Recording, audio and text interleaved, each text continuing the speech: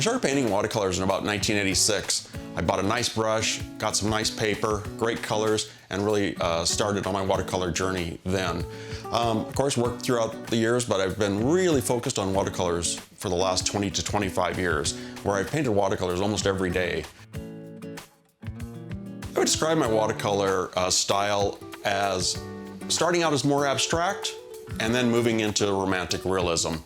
I've never really strove for photorealism. My paintings have always been fairly brightly colored and fairly loose, so they've been more on the abstract side. I started teaching watercolors about 15 years ago.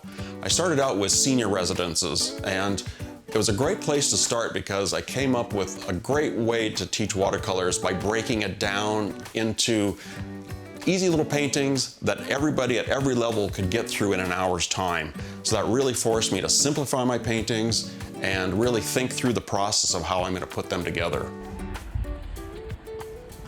Painting is such a personal thing that people are very insecure about painting. I've had a lot of students say that they had a teacher way back in the day that told them that they shouldn't paint, that they're not creative enough. And that's stuck with them all these years. So I try to help people through that by showing them that it's a learning process. It's just like playing the piano. You need to learn all the techniques to paint.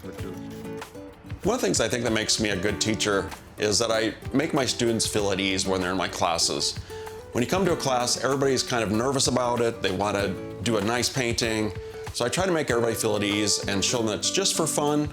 We're just going to learn a few techniques, and it's just the learning process. I really enjoy teaching people watercolors. They're a very fun medium to learn. I've really enjoyed them, and I want to pass that enjoyment on to other people. One of my goals during the class is to have everybody leave with a successful painting. If everyone leaves with a painting they love, they're more apt to keep at it.